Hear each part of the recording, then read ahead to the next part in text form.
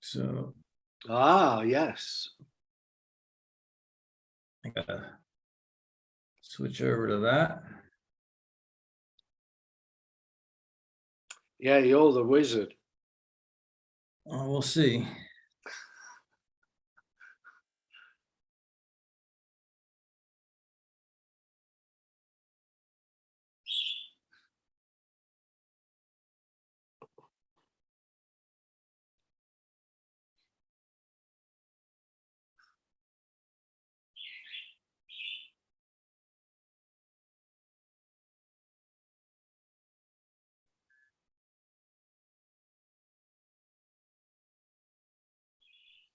So much for me being the wizard.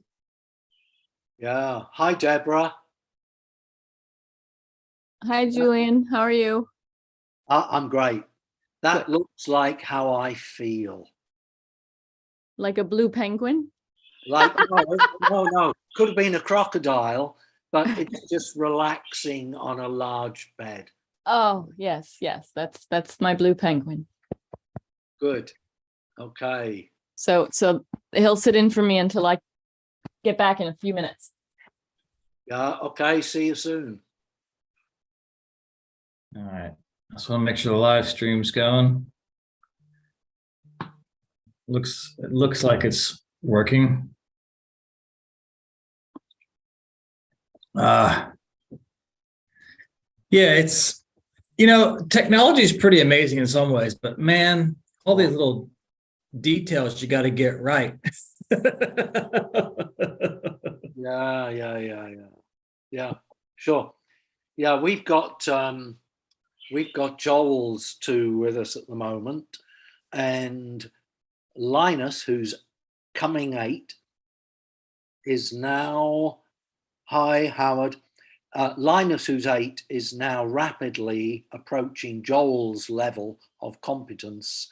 And in 2 years' time, Joel will be asking him to actually deal with problematic technological issues.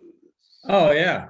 I remember that very clearly. I think Zach was probably about 10 or 11, somewhere around that age, and he was asking me about writing code for a website. Yeah. Now, I took some classes in university, so I have a little bit of idea how to do website writing.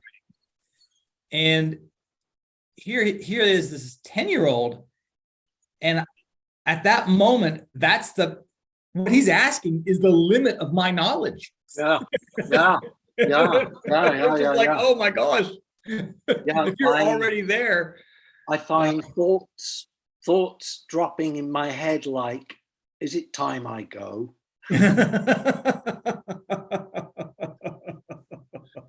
Can I stand any more of this aberration of life?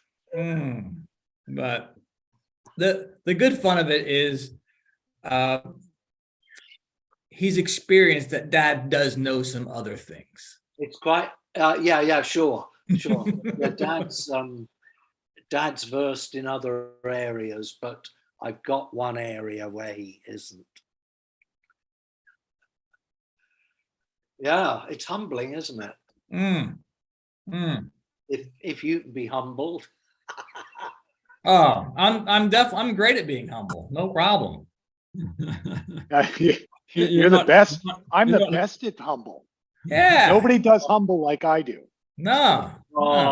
Yeah, you guys aren't very humble when it comes to being humble. No, I'm best. What are you talking about? We've got a new minister at the Anglican Church in Port Macquarie, where I play the organ.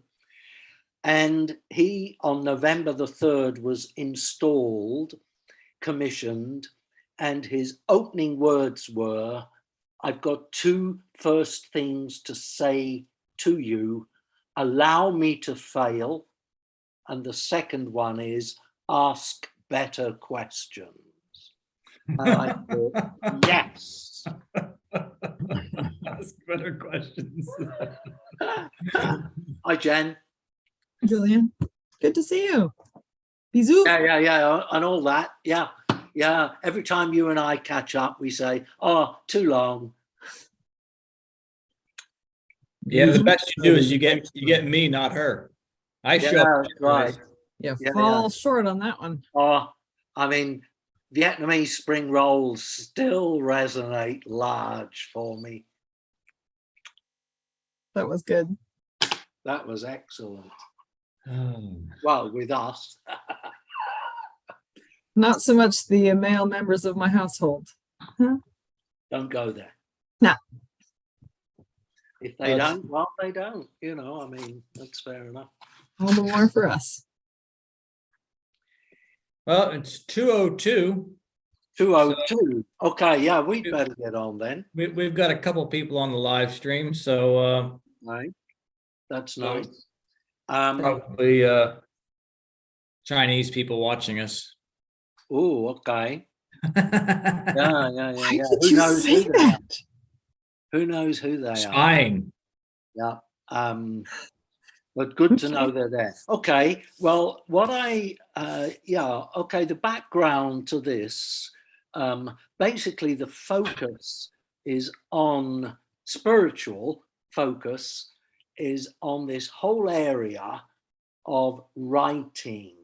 Okay. Writing. And if you read my blurb, hi, Deborah. If you read my blurb, there was a kind of chuck out of a few quite different areas to do with writing, and nothing said, but just teasingly put. I decided to do writing because I said I'd do a session, and then nothing happened. And then I was asked if I would, and I thought, what can I talk about at short notice? Oh, yes, I can, many things, but I can talk about writing.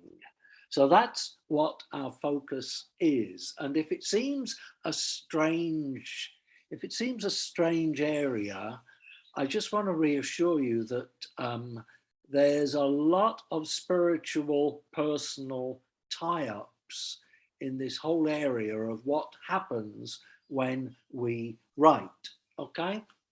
I want to start off not spiritually at all, but contemporary. I don't know about you, but I get the feeling that most people, and a lot of people, most people are actually writing far less than they used to. Okay. And that's the world we live in. There may be the odd post-it, but not much more. It's now tapped, texted, sent, typing, all the rest of it, you see. And then I ask about that reality of far less actual handwriting. And this isn't a rant, don't get me wrong. I'm not using this session to be a grumpy old man. I really am not. But I wonder if in texting and typing now, rather than handwriting, and thank you for your Christmas cards, are we actually losing out? Where's our brain, eye, hand coordination? Where's our brain, hand, eye coordination, which handwriting is practicing, and also this kind of personal signature scribble of each of us in the way that we write, okay? Because your type looks like my type, looks like the universe's type, you know, depersonalization, you see? So if we don't watch it, I think we could actually lose something which is important. And I'm not going to say any more. And 6 years ago, I heard that Finland, this great progressive democratic country, with the best educational system in the world 6 years ago, formally, where's the brain-hand-eye coordination? What are you asking, Jen? Sorry, I'm just contributing that my son, who was listening in, responded that where it is now is in video games. Okay. But that's off. Okay. If That's not something, about writing. Anyway, if something replaces it, as I believe it can, well and good. But to a spectator like me, it looks like we're losing out. absolutely. I agree. Okay, so back to Finland. Finland, this progressive country 6 years ago, chucked handwriting in schools. Stopped it as, irrelevant now. So kids aren't going to write, they're going to type. So don't write, you see. And I think, golly. And Finland is one of the recognized top educational systems there is, Scandinavian. Okay, the thing about, and I am going to bring you in, okay, the thing that I want to emphasize most of all about writing is that any writing fixes, is I think the right word, fixes something that otherwise could be changing, developing, going, receding, but writing, whatever it is, shopping list or a big article or a divine revelation that has come into your head of some kind, once you write anything, it does not change. And that, I think, is the key to a lot of the purpose of spiritually talking about writing. And of course, the obvious thing is, as I said in my blurb, that God does not reveal primarily through a memory or a picture or a voice in our head. He reveals through a text, the word, you see. So that's the kind of basis thing that we'll keep on coming back to, that if you write something or if you are in touch with something written like the word, you can go about your day and your states and your depressions and your megalomania and your whatevers, and you can keep coming back to the same word, which in the meantime hasn't changed. Okay. So that's the kind of importance to me. You may see it differently, and I will ask you to comment at times. That to me is the importance of writing, that however the Bible got, put together, by whom, did they know each other, was it all divinely inspired, and so on and so on, we end up with a written text which is adamantly perennial. Okay. And we come back to it, and we know that it sometimes reads, the same passage reads very differently to what it did a month ago, because I'm different and all that stuff. So this means one of two things will now happen: the growing urgency of what's written. And I say that purposefully. The Bible to me is not just interesting, not just history, not just stuff to, you know, learn by heart and so on. It's actually urgent. The word is urgent. And I think that's something that we feel when we come back to the word. It can reassure, but it's actually couched in urgent, definitive, decisive forms and words.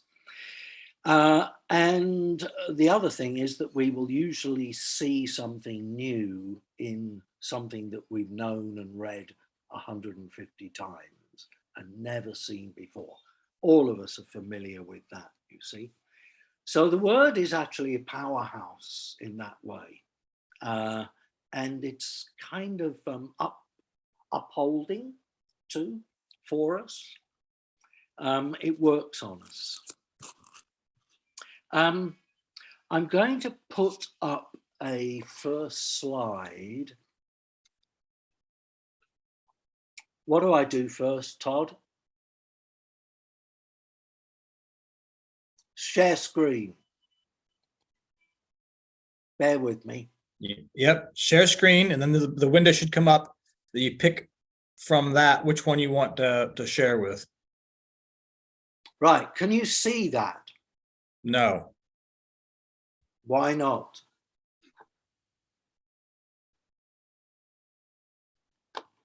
Oh, hang on.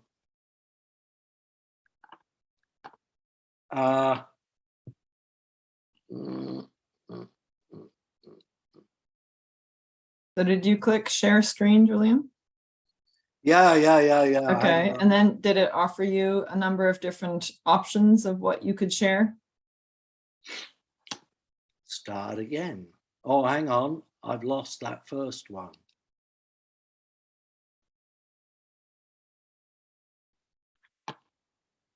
Desktop 1, that's you guys. There we go. Now it's sharing. Oh, well, yeah, your tab there. So which one? Right. Okay, bear with me. I am going to go to my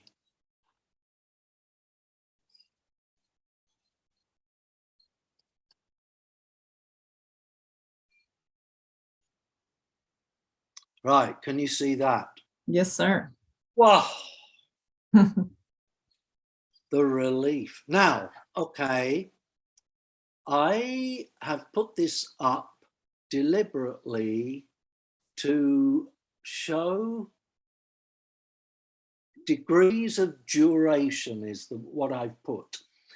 And it's just increasing the strength of, or the power of, something that is becoming more and more enduring.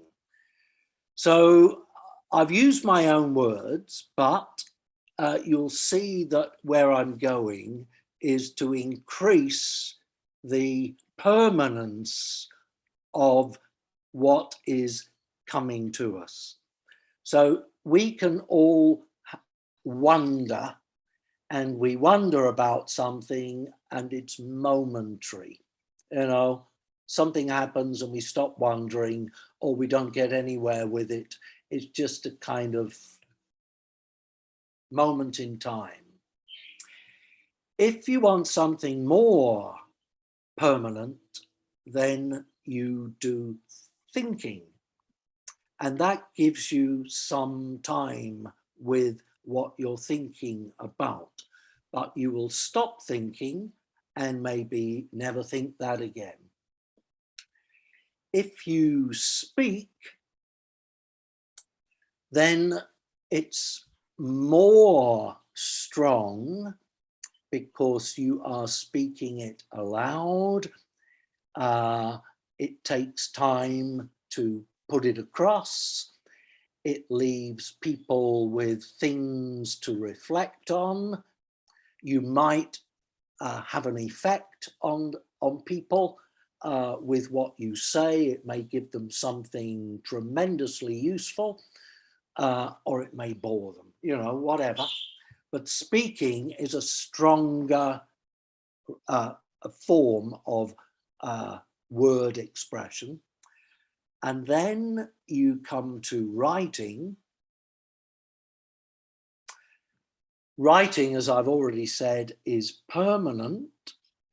Once it's written, there it is on your fridge, on your bedside table, or wherever it is, in the pulpit. And it's written, it's permanent, and it's returnable too, as we will find a little later on. And then you come to something which is even more enduring than writing, which is engraving. And there's a lot about engraving in the Bible. As I've said underneath, oh no, I'll just finish this definition of engraving. Engraving is sculpted, you know, carved, dug out, chiseled in us, by us. It's deep, okay? And engraving would be a good word for something that we really make mine. Okay. Engraving is in a way descriptive of the human condition. However much we regenerate, we have got a humanity engraved in us. It's also the divine nature, because you'll see a passage in a moment that is a beauty, talking about how we are engraved in the Lord. 95% of biblical engraving is against graven images. You know, you read it, Asheroth, Baal, foreign idols, graven images, you shall make no graven images, and 95% of it's all warnings against, obvious warnings against graven images. And graven images, I think, are pretty powerful attractions to us spiritually, you know. And if we start engraving them in us, we're gonna, you know, we're going to lose out. So the warning needs to be diabolical. No, it needs to be extremely powerful against us engraving our graven image. But Exodus 21:11, and I'm not going to quote that, and 36, verse 36, are two positive engravings, and Isaiah 49:16 is that the Lord has us engraved on the palms of his hands. Okay. Any comments? Are you with me? Cool. All right. So that is, you know, that is the increasing strength, power, whatever you want to call it, of and place of these things which increase. And therein it is the power of the written to be enduring. Okay.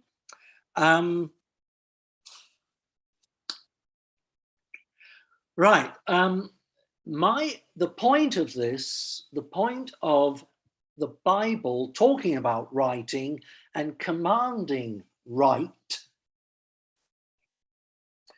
is the reason I gave the title of Write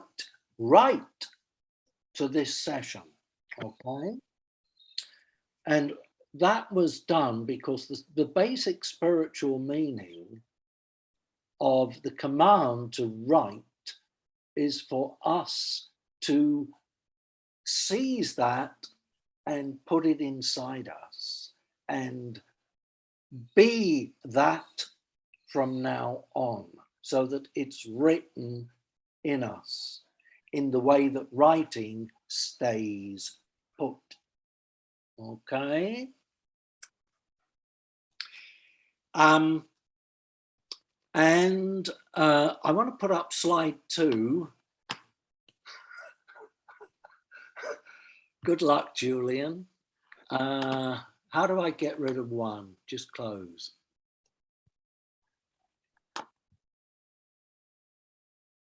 I am screen sharing, it says.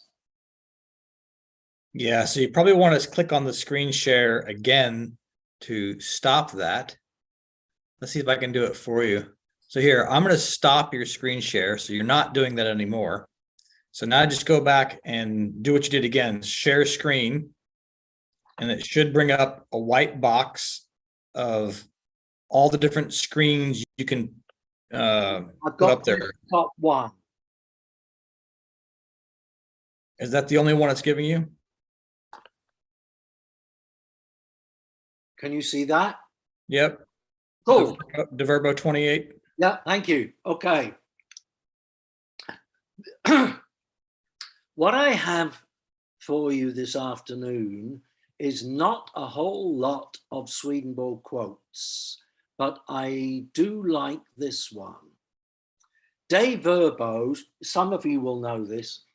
De Verbo is a kind of volume of Swedenborg where he kind of touches on things that are not dealt with so much in the run of Swedenborg's bigger works. And De Verbo is quite exciting. Yeah, it's quite exciting in the originality of the stuff that's in it. And the word De Verbo means about the word. And in it, Swedenborg talks about all sorts of things to do with the word. And this is a passage, 2 passages from De Verbo on enlightenment. And the emphasis is that real enlightenment is to obey the word. Whereas a lot of people would see enlightenment as waiting for stuff to come in, make a Buddha of me. Okay? So I'm going to read these 2 passages. They're not the whole passage. I've selected things from them that I want to emphasize. We will look at from where and with whom there is enlightenment by means of the word. When we shun evils because they are sins against the Lord, we have enlightenment because our spiritual mind is opened. The light of heaven enters, from which light is all enlightenment in the word. Notice it starts with shunning evils. For we then, in shunning evils, for we then have the will for good. And when this will is determined, it becomes first the affection for truth, then the perception of truth, then by means of rational thinking, the thought of truth, and so decision and conclusion, which as it passes into the memory it also passes into our life and so remains there. This is the way of all enlightenment in the word, and also the way of our reformation and regeneration.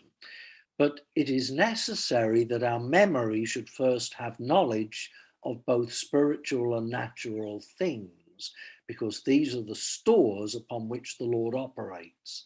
The fuller these are, and the freer they are from confirmed falsities, the more enlightened is the perception which is given, and the more certain is the conclusion.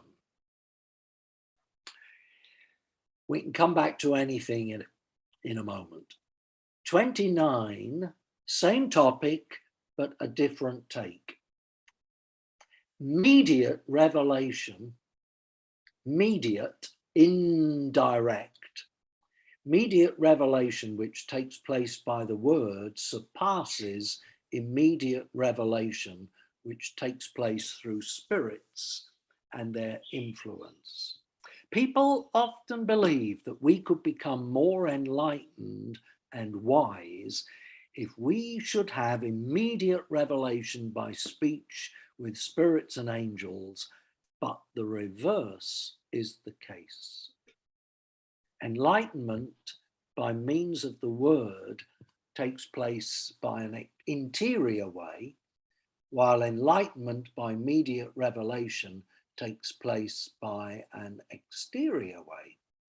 The interior way is through the will into the understanding. The exterior way is through hearing into the understanding. That's it. So, you know, the message in that is, you know, we need to shun evils, you know, just turn our back on them. If we do, we're in a better state, more receptive, and then we need to obey what we get from the word. And that is hard grind enlightenment. Yeah, look, that's interesting. Like I've never caught that that definition of enlightenment. It reminds me, it's a bit of a tangent, but like it reminds me of innocence as defined by the writings. You know, usually we think of innocence as just unknowing, you know, almost like an ignorance type thing. But the writings talk about it being more as innocence is your willingness to follow the Lord. And in the same way, this is enlightenment is about willing to obey the Lord. It's not about that you've, as you say, sat up on some mountain with a Buddha. Yeah. That's usually what we think of enlightenment is, isn't it? It's oh, you know, I've got it. You know, it's. Yeah, one day I'm going to, you know, become an ascended master. Yeah, I'm going for a double ascended master myself, but you know, not a triple one. Maybe in the next life, Wayne. Yes. Yeah. What's the next life? As I walk past you, Todd, I will gaze upward at your admiringly at your height. Now there's a double ascended master. And wish you well. And hope that sometimes you do pay us a little bit of notice. Look, just look at Jen's face, you know. Well, she's excited. She's married to a double ascended master. Of course. She wakes up next to my enlightenment every day. She just wants to use you as a kind of catapult to go even further. That's right. Exactly. Yeah, the point you raised, and you used the word willingness, you know, and this idea that, you know, innocence was your example. Innocence is seen as a kind of, you know, not having any kind of hard and fast things, but just being without them. But actually, innocence is a quite a kind of strong state and hard to stay in at times, you know. And I think it's, you know, it's quite an informed state. So it just shows the way in which we can misinterpret, you know, single words to have a different underlying flavor than what they really do when we look at them spiritually, you see. Yeah, for sure. It means harmlessness, doesn't it? So it's, yes, it's not harm. Yeah. So very different from the conventional idea of what it is. Yeah, I'm innocent. I didn't do it. Yeah. Right. In that sense, it's a negative, isn't it? It's a lack of something whilst, you know, what you were saying then is it's definitely a positive, it's an actual positive. Yeah, it's an equipped state. And it's also, you know, in the wrong idea, it's a passive. It's not an active thing. Yeah. And Yeah. that's also what we're talking about here, I guess. Enlightenment is you know, an emptying so that something can come in. You know? Yeah, you got to actively do something and not just be on the mountaintop and just await the the influx, the heavenly light to descend into you. It's an active thing. Yeah. It's often, you know, when we spiritualize some of these words we use, they're very different from what we naturally take them to be. You know, I don't want to go too much into examples, but you know, innocence is a good example. Enlightenment is another good example. I think the concepts that are in these two paragraphs are, you know, I love the second paragraph where, you know, first the affection for truth, then the perception of it, and then rational thinking, the thought about it, and so leading to a decision and conclusion, which passes into our memory, but it passes into our life and stays there. So you get this idea of a real process taking place because we've shunned evils, you see. I like that Swedenborg also points out that when we sleep, he reorganizes our thoughts. And one element of that is that he can only reorganize that which is in there to begin with. So you've got to go through all of this process of trying to understand, you know, acquire knowledge from the word, trying to understand that, trying to understand it in the context of all the other knowledge in the word. And in the middle of that process, unbeknownst to us, the Lord is making it right within us. But if we're not doing that at all, he can't, like Wayne said, just open up your arms and let it all flow in magically. I love Swedenborg's comment that, you know, the Lord is present with everybody, but only conjoined, the word that's used, only conjoined with those who want him to be present with them. You see? So we've got to actually will something for the Lord to be able to start working with us. We have to grab the first rung. Yeah. For anyone who is listening this morning. Yeah, okay. Let's move on. So there's a relevant passage for us. I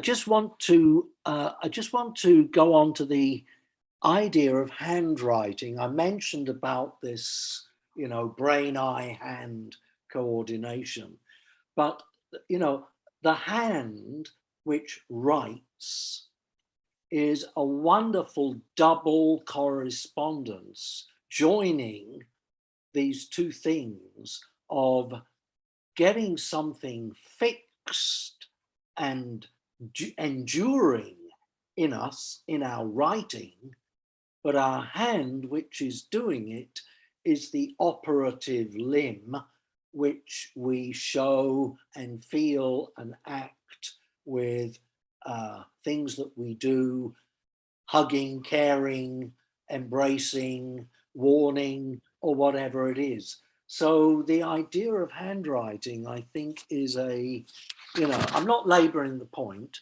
but I think the idea of handwriting is that it's a double, very good correspondence. That if we are writing the word in us, let's handwrite it because that is living it. You see, it's not just in our head.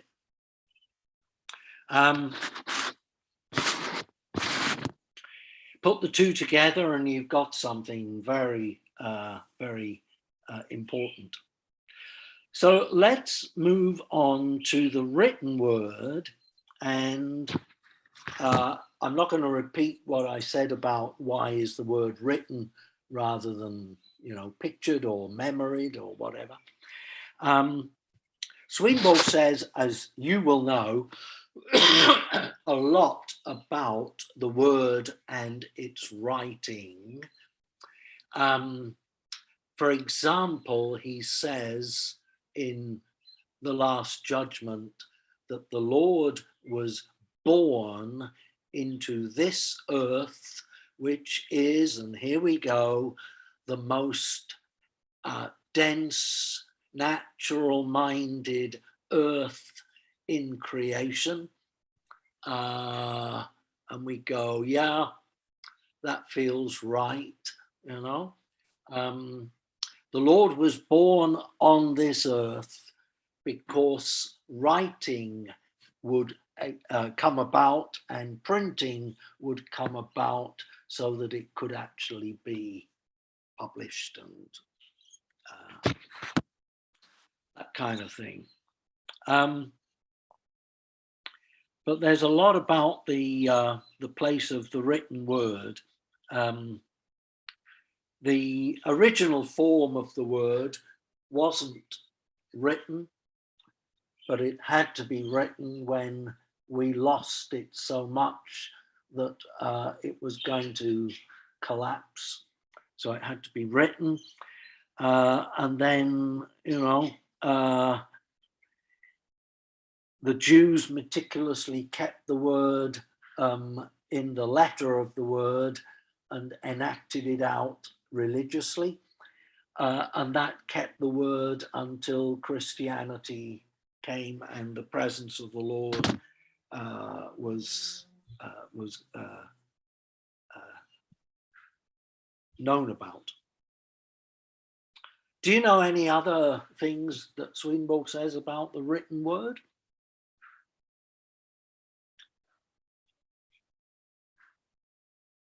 Nothing's coming to my mind. Okay. I mean, the big one that is what you're just mentioning about the Lord came as part of the printing press and the, you know, so that could be preserved. To me, it goes back to your point about, you know, engraving the word on our hearts and all. It's like if it adds that permanence to it, that wouldn't be had otherwise. You know, it as a little, you know, side regarding tomorrow's presentation about aliens. It is noted that those other planets, like, they have continual revelations because they have these stories that get corrupted because it's just passed on down. So there's a corruption, which lends further credence to this whole idea of writing adds the permanence to it. Yeah, good one. And are these aliens aware that their knowledge, or whatever you're going to call it, the revelation to them, is gradually becoming corrupted? You'll have to tune in tomorrow, won't you, Julian? I'm not going to give it all away now. Yeah, don't tell him, Todd. Don't tell him. Don't. Don't answer, Todd. All right. See Tomorrow. There we go. Yeah. Okay. Anybody else with a kind of importance of the written word, or how it was abused? You know, Old Testament prophets are forever doing weird things like, you know, cutting their hair and dividing it into 3 bundles, burning one bundle, hiding one bundle, and throwing the third bundle to the winds to depict how the word is treated. And you think, golly, you know, I wouldn't dare give a sermon on that. But, you know, this emphasis, the word has an emphasis on itself, basically. But yeah, the written word and, you know, how often it can be corrupted and you get this perception going into the need for it to be remembered and conscience and correspondences which become magic and then empty and then dead, you know, boom, boom, boom, boom, gone, you see. And the Lord has to keep the word with us. It's got to be on record, doesn't it? Say it again, Wayne. It has to be on record. You know, we've got a record in our minds, in our memory, but you know, as we know, that tends to be unreliable. So we have to have this external record. And when you think about it, when you consider, I think I've seen, you know, there might have been 5 billion copies of the word printed over time, and it's never, you could never imagine it being exterminated from the world, because, you know, there's just there's just too many copies around. You couldn't actually be sure that you'd hoover up every one of them. But even more importantly, you'd have people who would resist that anyway, you know, to their dying breath. Yeah. And so it's impossible, you would say, for the words to be what's the word? You know, eliminated altogether from this world. Eradicated. Yeah. Yes, which is, you know, quite an extraordinary thing to think about. It is, isn't it? It's a kind of weird area of a planet like ours losing all conscious idea of you know, a divine being. And people kind of envisage this as coming or likely or happening or whatever, and then go on about the glory days, of course. But I mean, I don't think the Lord would ever allow total extinction. Well, I guess what I'm saying is he's ensured that by, you know, the way things have unfolded here on earth with the word. Yeah, maybe social media is to help towards that end. There must be something good about it. Don't start me. Okay. Yeah. Hey, Julian, I know it's not part of your presentation, at least not yet, but there's an underlying subject, and that is the reading of that word, as opposed to the well, I should say the consumption of that which is written. And I'm thinking of the example of you know, when I started out as a young adult, and if I wanted to get news in the morning, it was a newspaper, and I'd, you know, flip through the newspaper, because you weren't really getting news on the morning television programs. You were getting highlights. But if you wanted in-depth stuff, you would look through the newspaper. And the process of looking through that newspaper is very different than the process of seeing 57 articles run across my phone when I wake up in the morning. Yeah.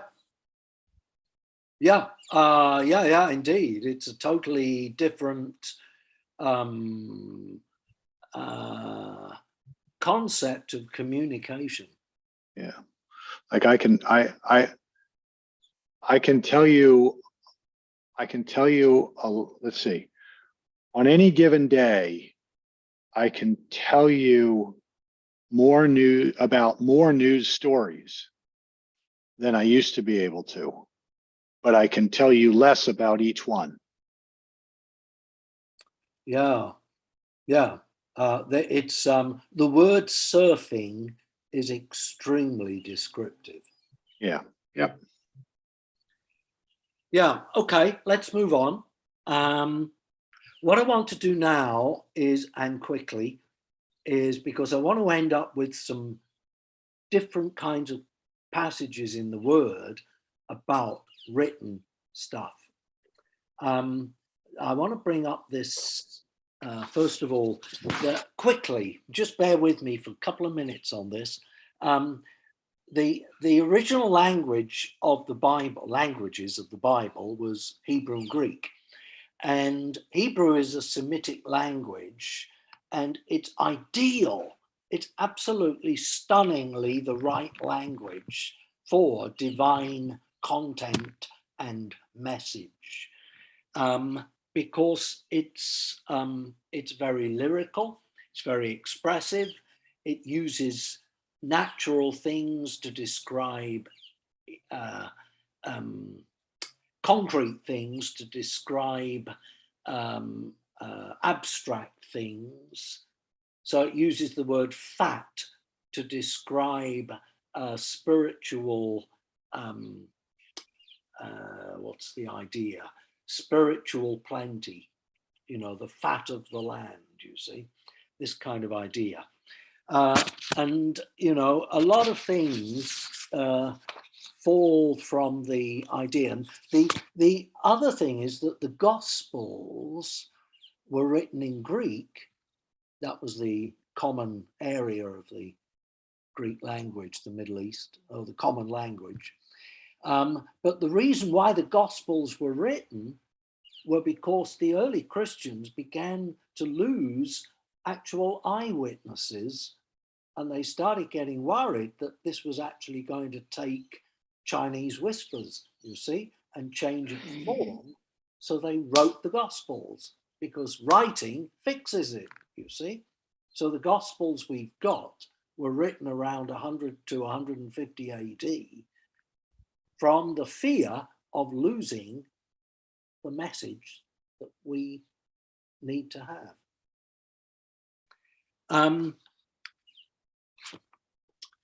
I want to shove up a thing. Can you see this? Yep. Yeah, all right. In the Hebrew alphabet, which is similar but different to our own one, you get this wonderful pattern of progressive regeneration. And I'm going to race through this. It's just a taste. It's not a full study. The first letter of the Hebrew alphabet is Aleph, and the picture of Aleph is ox, and its representation is all that I have and am. Okay?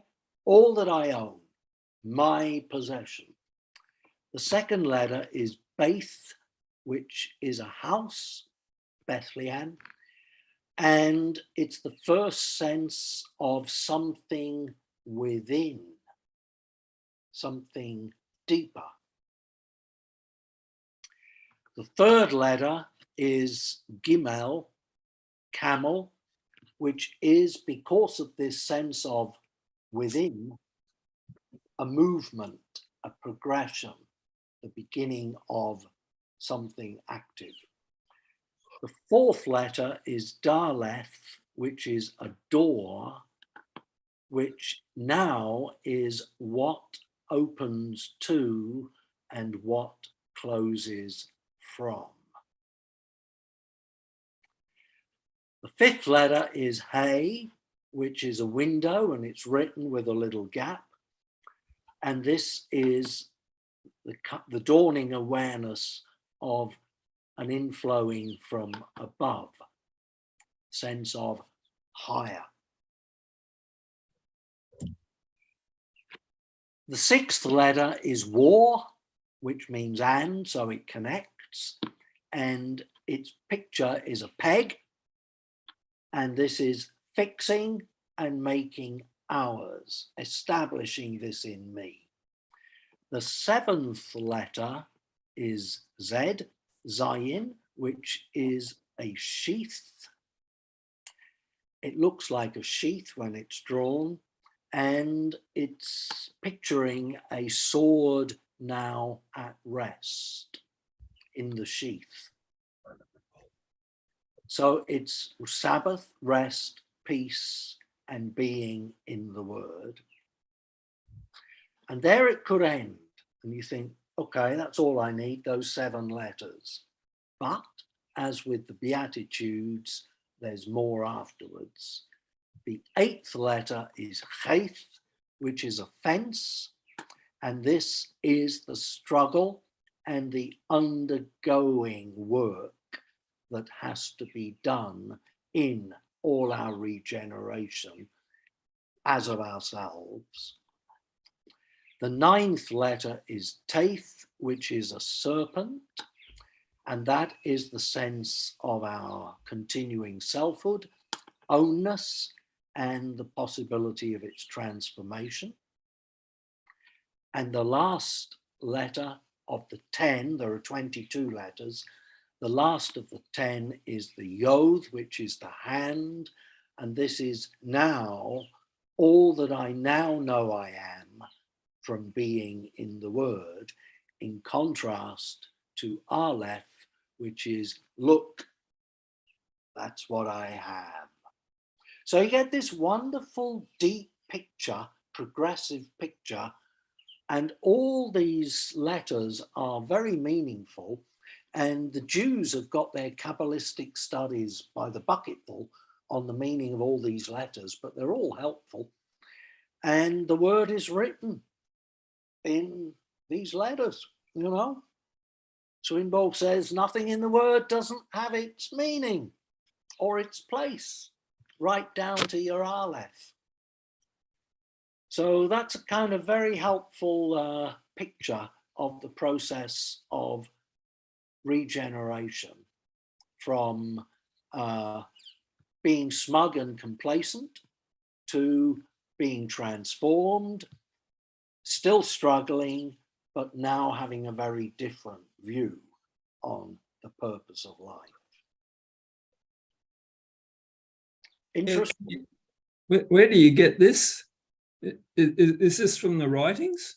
No, it's backed up by things in the writings, but this is something that I got from a book on the purpose of alphabets. Nobody knows who, if they did, formed the order of alphabets. You know, was it collective unconscious? Was it divine whammy? You know, why is A first? You know, why is Z last in ours? Z last. Oh, that letter. Okay, I didn't understand. Yeah, thank you. Speak American. But look, what strikes me about this is just like spirituality really isn't that complicated, right? It's be good to other people. Don't be a jerk. Suppress your desires to be a jerk. And it's amazing how many different ways we have to be taught this. You know, Howard's got to dig up, you know, his Bible lessons and quotes from John Rockefeller. And, you know, you're showing us how ancient alphabets telling us the same thing. I'm going to tell you how aliens have something in this tomorrow. I mean, just like every angle we look at it, it's all telling us the same thing. How dense are we that it takes us so many different ways to hammer us on the head to get this very simple teaching? yeah, regeneration, the process, is our universal DNA. You know, the form is in the stamp is in everything. So you keep on re-seeing it. And I think it's important that we keep re-seeing it. Like looking at, you know, paintings in an art gallery, you see each painting, not just one painting, because it reinforces and does things to us. And just within the Bible, it tells the same story over and over again. Oh, right. And I get and am familiar with, but it's just like, you know, I feel like Julian is going a different direction than that. You know, so am I. And just like, no matter which way we turn, the message is the same. The 7 days of creation, the Lord's Prayer, the Beatitudes are all parallel. Yep. It's all the same path. And John, you can add John 9 to that too. The whole chapter in John 9 is basically 7 stages. So it's universal. Isn't that amazing? That's just and look at the end there, Yod, which is, you know, the 10th one. Well, it's talking about 2 hands, isn't it? You know, 10 fingers on the 2 hands. So that's and that's kind of interestingly that is a natural end of the sequence, because we think in terms of 10 just naturally because of that. And you know, and that sort of almost dismisses the other 12 letters, at least in this context. Yeah. I mean, this is fitting the bill. This works and takes us on this familiar, as Todd's saying, this familiar pathway, but it does it in a way that we can see how it moves, you know. So maybe, you know, it's helpful. Some people, I think, would actually get kind of, you know, too hard for me. In this book that you got, did they make it? Did they realize that the first 7? No, they just did each letter. They did each letter of the 22 letters and didn't join anything in a sequence. So they didn't come up with the list on the right. I came up with the sequence. Right. But they told you that Yod means hand. Yeah. Serpent. Yep. Okay. Yeah. And they put the idea that, you know, Chait as fence is the letter to do with struggle and going through, because it's like a barrier. I don't want this fence. An obstacle. I get over the fence, you see. So they were on the ball with this, but they didn't see it as regeneration. They saw it as this and then this and then this. Yeah. Not in sequence. Not a spiritual thing. No. Just natural. Isn't that fascinating? This is a Julian. And you blessed people are receiving this. Oh, is this like a world premiere sort of thing, is it? No, I've used it before. Oh, shucks. But this is my enlightenment. Very good. Yeah, Julian, it reads a little bit like the genealogies that also show progress. Yeah, absolutely. You know,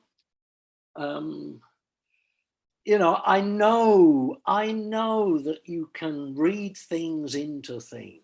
I know that, and that's a danger.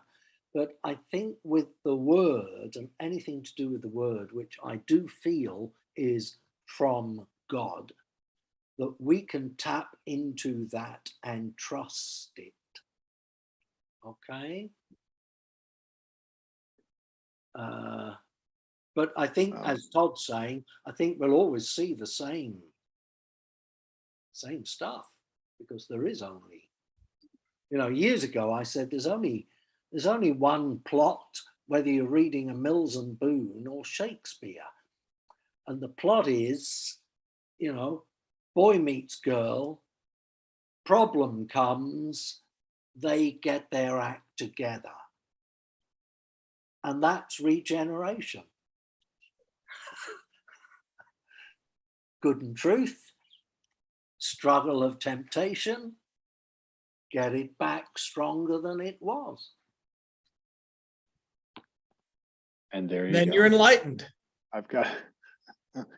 I'm enlightened Hey. at that moment, Todd. Sorry I have to leave a little early, but thank you very much, Julian. Very interesting. Okay. You. Yeah. All right. I will do, yeah, see it. Oh, he's gone. He's gone. I will do a quick last direct to the word about writing set of passages. I'm going to write, hang on, I don't want this. I want this. The writing on the wall, okay? Daniel 5, Belshazzar's feast. Daniel interprets this writing that appears on the wall. It's not engraved, it's written, it's projected. And it reads Mene, Mene, Tekel, Upharsin. And the Bible says, Daniel said, this is the interpretation of each word. Mene, God has numbered your kingdom and finished it. Tekel, you've been weighed in the balances and found wanting. Perez, your kingdom has been divided and given to the Medes and Pereshians, okay, Persians.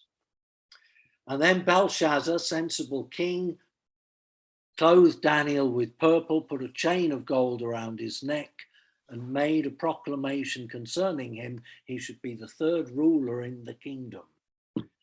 And then the kingdom went over to the invaders. This is an elaborate pun. And Mene, you might have come across Mina in the Bible, which is a coin. And Mina is a coin that is valued by its number or size. Tekel is a reminder of shekel, which is a coin valued by its weight.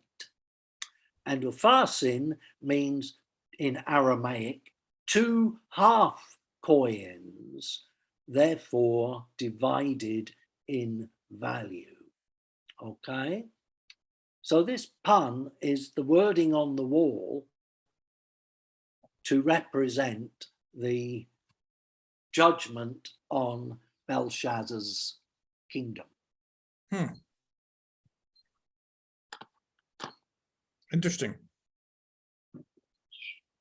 Okay. And then the last things I want to deal with are things already written in the word, people who write in the word, and an important third one, the command for us to write. And, the passages are there, and I'm just not going to read them out because it'll take too much time. One of the interesting things in things already written is Psalm 139. Come on. Where's it gone?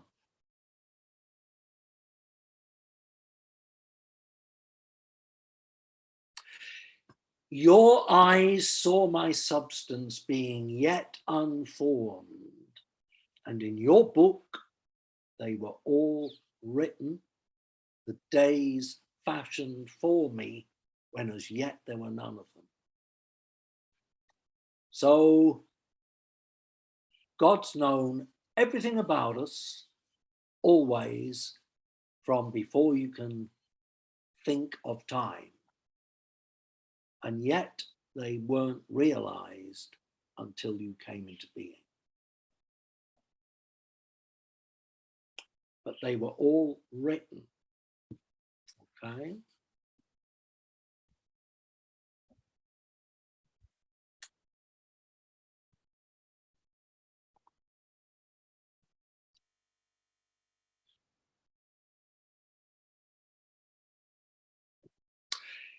Things, people writing.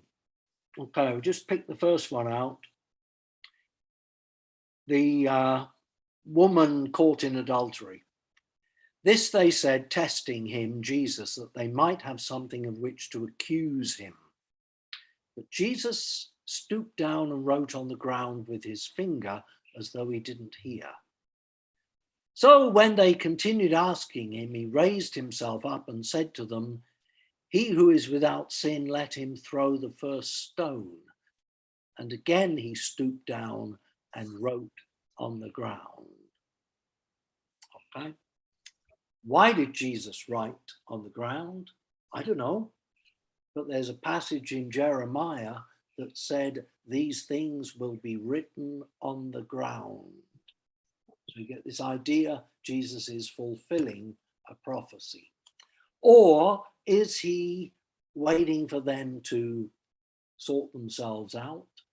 Or is he writing something for them to see what it says?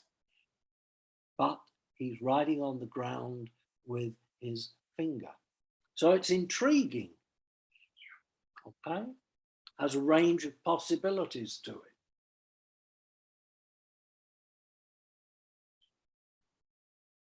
And in doing that, the woman was released from her sin.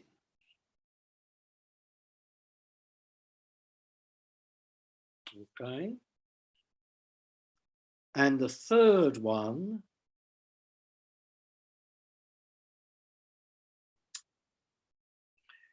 Revelation 21:5, then he who sat on the throne said, behold, I make all things new. And he said to me, write, for these words are true and faithful.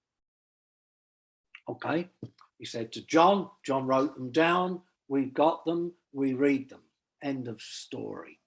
But spiritually, he's commanding things to be written, for these words are true and faithful.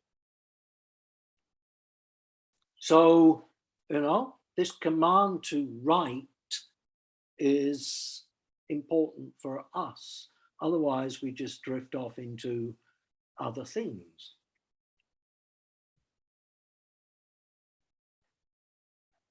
And then you get the next one, and it was written in Hebrew, Greek, and Latin. There you go, there's Swedenborg. Therefore, the chief priests of the Jews said to Pilate, do not write the King of the Jews, but he said, I am the King of the Jews. Pilate answered, what I have written, I've written.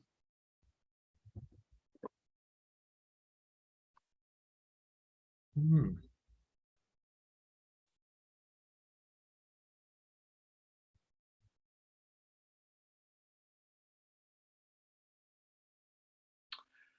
So there's things thrown around to do with writing, but the main thing is this permanence, unchangeability, spiritual post-it, come back to it, come back to it, come back to it, same message, but different associations, you see, like the Hebrew alphabet, you see, same message in everything, but today I'm seeing it like this, getting that from it. Okay. Okay. Anything you want to add for a couple of minutes?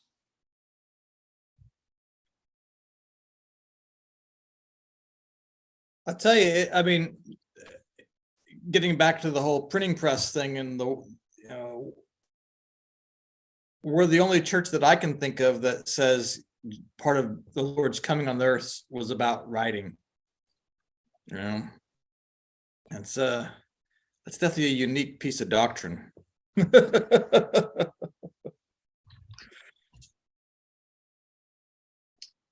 Sorry, what is it you're saying, Todd? Just that it's unique. I mean, this whole idea that the new church has about how the written word has anything to do with the Lord's advent is something you don't find in any other spiritual teachings. Yeah. Yeah, my Anglican friends, who are really nice people, they're really nice people, but their theology drives me crazy.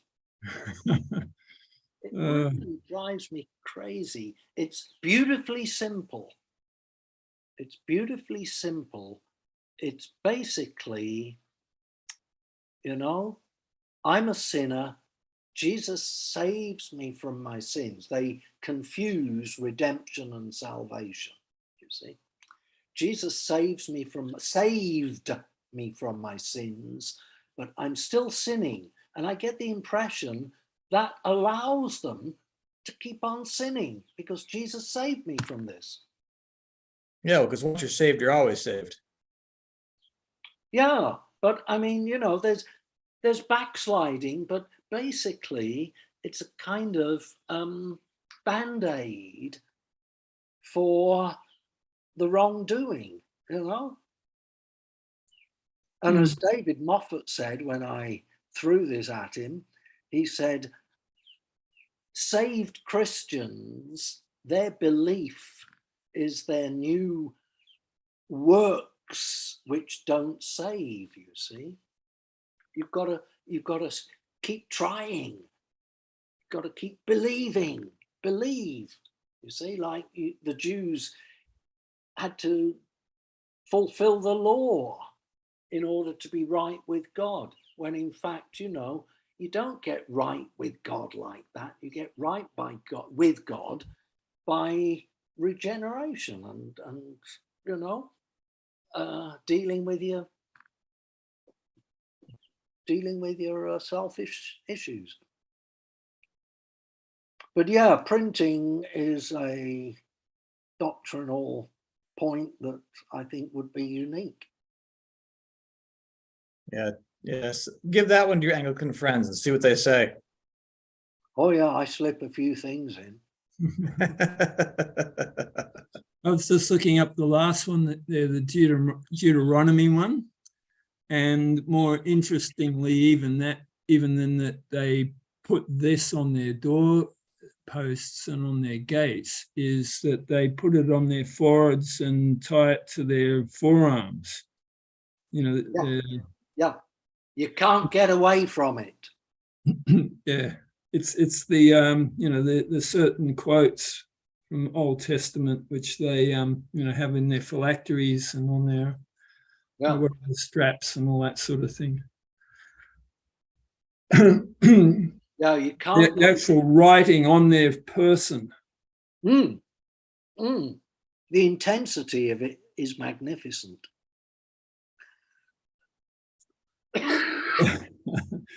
At the same time, we say, well, thank God we don't have to do that. We'll feel that we don't have to do that literally. I guess we're supposed to be doing it metaphorically. Yeah, but don't let that become a watered down thing. Yeah.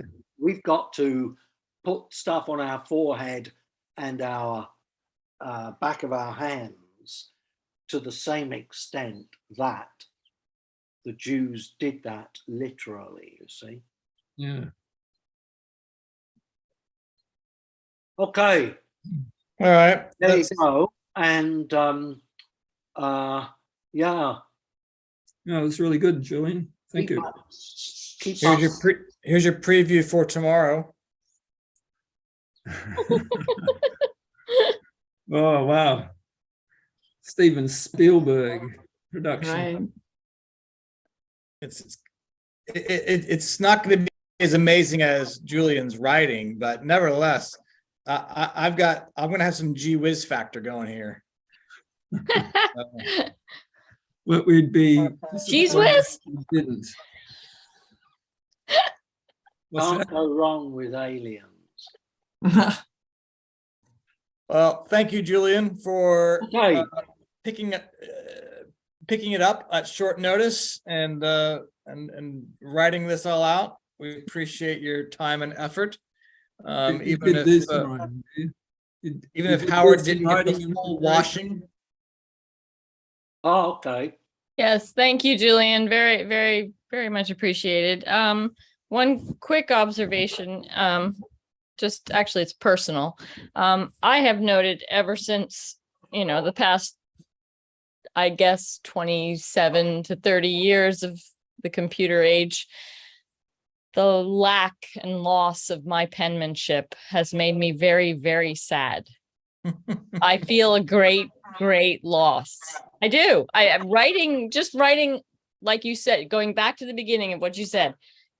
It just even writing a shopping list, I look at my penmanship, I'm like, I used to be so proud of my penmanship.